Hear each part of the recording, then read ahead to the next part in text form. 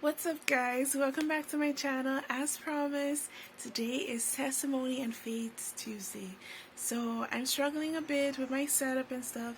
I'm literally just holding my phone, but I'm determined to film this video, so I'm so happy you guys tuned in, and let's get right into it. So I wanted to share a part of my testimony today.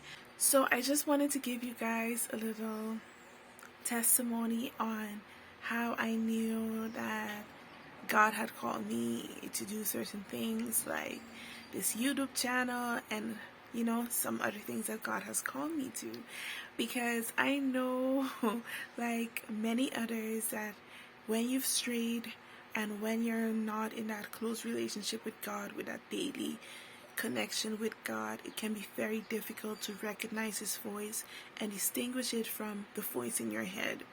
And for some, the voice in our head is definitely the Holy Spirit, and for others, it's just what you want to do and the things that the enemy might be pulling you towards, and that sin is making so attractive for you. So,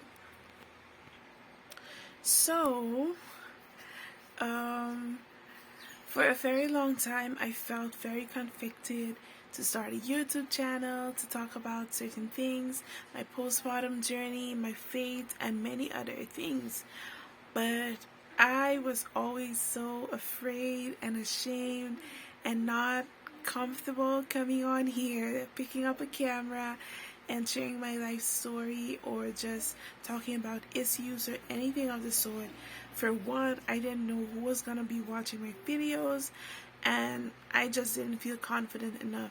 So I kept delaying until about 2 years ago, I think, I finally started this channel, Return to Love. But if you've been here from the start, or if you may have browsed through my videos, you may notice that I started the channel about 2 years ago, but I have huge gaps in between my uploads. So I'll upload a couple of videos, and then I'll stop for months, and then I'll upload a video or two, and then I'll stop for months, and that was a vicious cycle I was just kind of stuck in.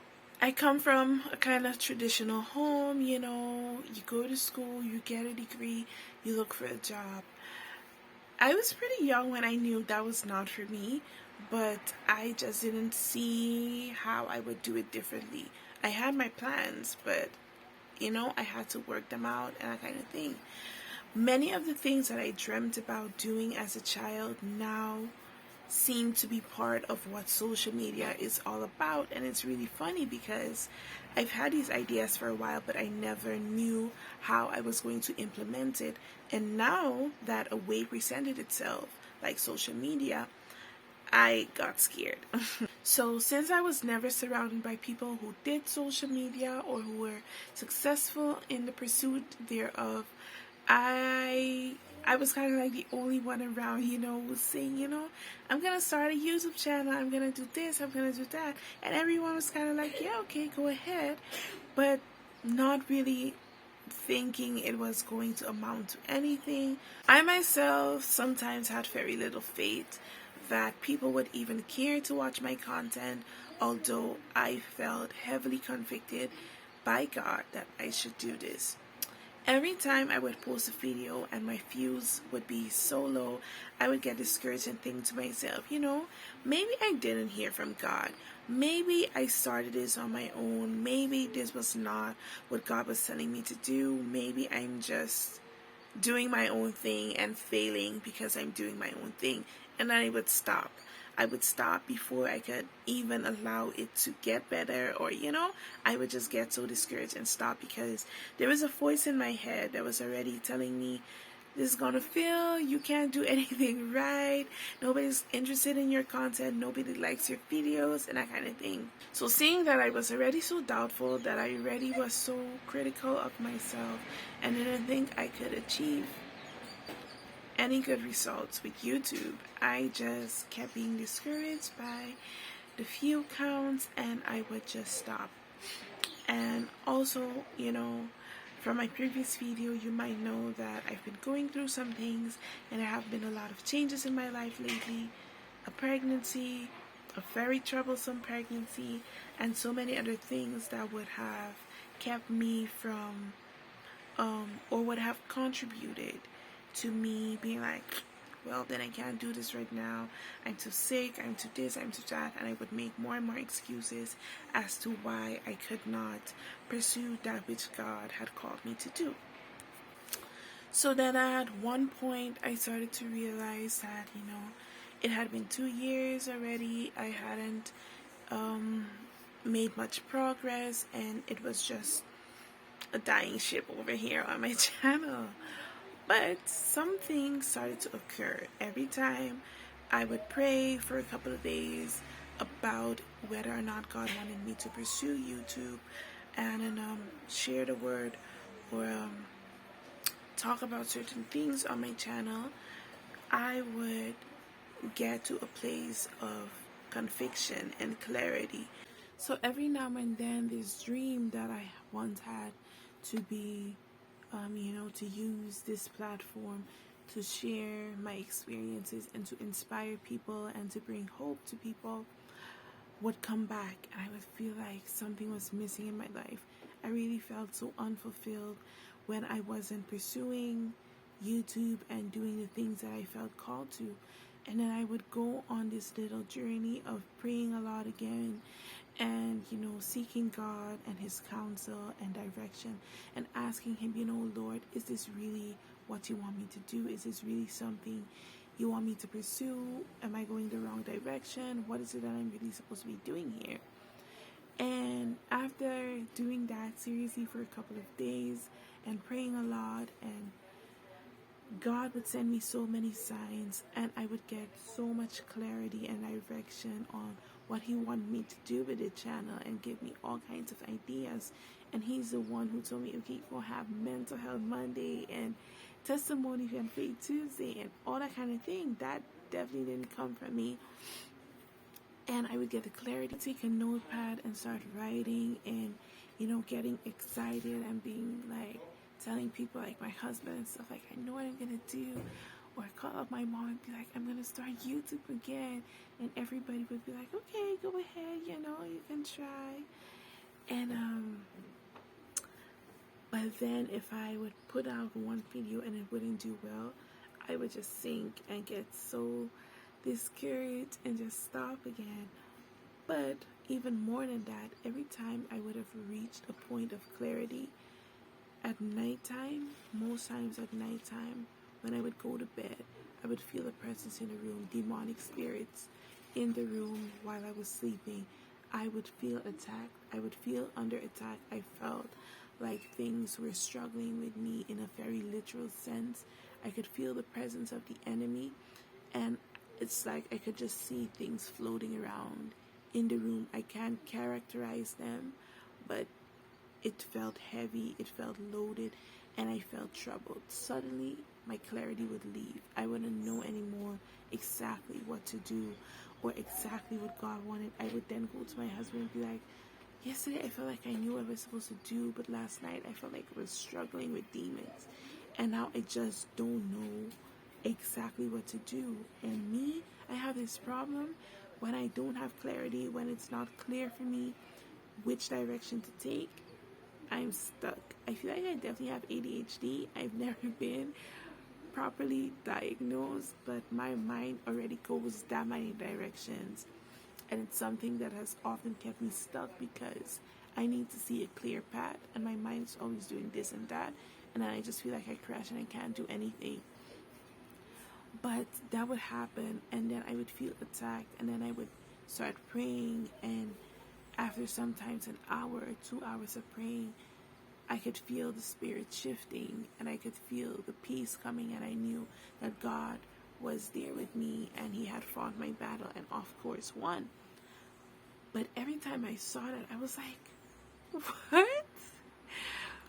What is going on? Like, I would be so shocked and so stunned that the enemy was making that much effort to cancel me out.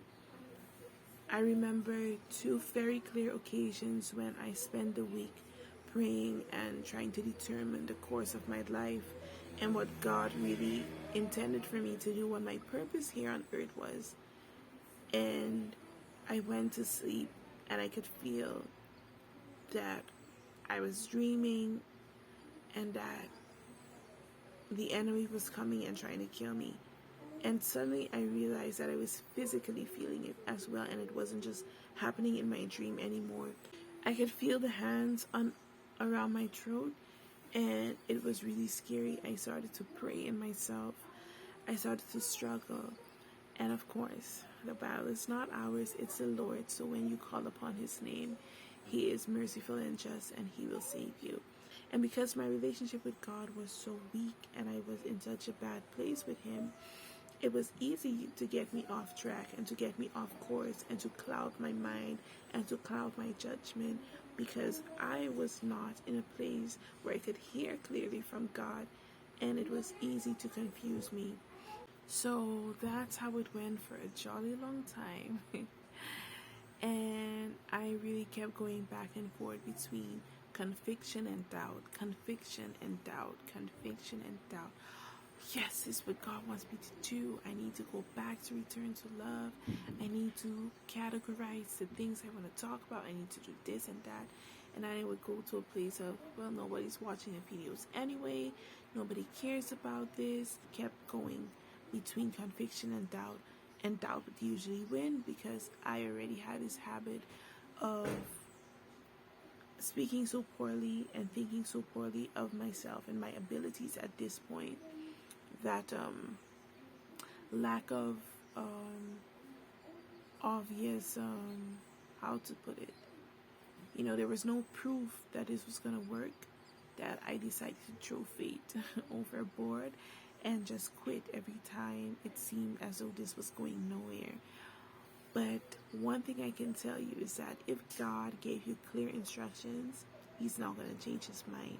So no matter how much you pray for other things or other ways of provision, or how much you ask him for redirection, he's not going to change his mind. You're going to keep getting the same ideas. You're going to keep getting the same answers.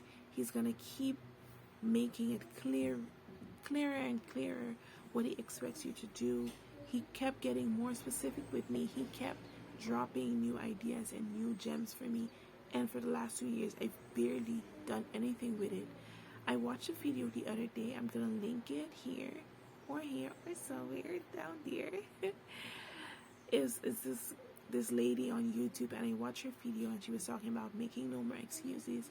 And she's a Christian, and she said something that really resonated with me, and it really helped me to get up and say, I need to do this now. She said, for one, most of the times when we hear God saying, God is not speaking to be heard. That's what she said. God is not just speaking to be heard, he is speaking to be obeyed. That put me in my place, because God was very clear to me about what to do. But just because I felt as though I couldn't do it, or that it wasn't working out the way I expected it to, I decided I'm not going to do it anymore. Not realizing that was a clear sign, that was a clear way of disobeying God. He said, do it. And I'm saying, well, it's not working out, so I just won't. And she was like, no. When God says something, he's expecting to be obeyed. He doesn't just want to be heard, he wants to be obeyed. That was the first thing she said that really shook me. Not like I didn't know that before, but the way she presented it really hit home. The second thing she said that really resonated with me was, she was saying how, our destiny is sometimes linked to somebody else's, and just because we are slow to obedience and slow to doing what God called us to do, their future is just hanging in the balance, and they're just waiting. It's like a domino effect, or it's like something, I need to start rolling for theirs to start rolling, and since I'm not doing what I'm supposed to be doing, theirs is not coming into motion. And I instantly thought about my kids, and I was like, if I don't do what I was called to do, if I don't step into the purpose and destiny that God has for me, I am delaying them.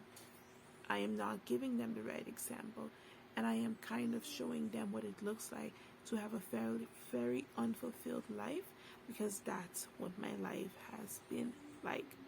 When you know what God expects of you, when you know what God has called you to do, nothing else Nothing else will give you satisfaction until you say yes and you obey and you do what he called you to do. And as long as I was not making videos and I wasn't making the moves that God was telling me to do because I was scared and I was doubtful and I just thought nobody cared and nobody's gonna watch it, and I was just not happy. I was not happy. I kept looking for jobs. I kept doing other things. I kept trying other things that God had not sent me into, and I would just hear him say, hey, I did not send you there. You're doing something that is wasting your time, because I'm gonna bless what I asked you to do and all the rest is going to fail. And so I had to come to a place where I said, you know what, even though it's hard, even though my circumstances are so challenging right now, and it just makes me want to sit down and be like, well, life is lifing and life is happening and I can't do this. And I'm like, no, I'm gonna make these videos, I'm gonna do what I'm supposed to do, and I'm just so excited to see how the Lord is going to change my life. I'm just so excited to see how I'm gonna glow up, be happier, and I'm excited to see the community that's gonna be built here on Return to Love, of other believers who also want to step into what God has called them to. So I just want to encourage you today. If you've been going through it, and if you have been wondering how to know what God wants you to do, spend time in prayer. Prayer will open doors for you. It will allow you to hear God's voice.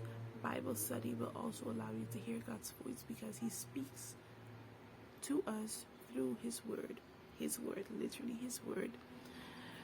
And if you feel like you don't know if it's you hearing yourself or if it's God speaking to you, or if the enemy is bringing counterfeits to distract you, just know that when God comes, he will make it crystal clear, and not because you don't like what he said means that you can disobey it. Because when he has called you to it, he will bring you through it, and he will expect you to do it. But he expects us to obey him when he speaks to us, and you will feel very unsatisfied when you're going against what God said. So if you want to know how to listen, hear, and recognize God's voice, you first have to build that connection back with him and spend time in prayer. And when you pray, make sure you spend time to listen. After you talk, you need to give God the space to talk, and he will keep bringing it to your mind, and he will keep bringing the same ideas, and it will keep coming to you, and at one point you will feel convicted. And be sure, another thing you can do is ask God for clear signs. Ask him for a clear sign, and ask him for that sign to be of conviction to you of what you're supposed to do and what season of your life and what direction you're supposed to step in and what your purpose is. Okay, so I hope this video was helpful to somebody, and I'll see you in my next video. Bye.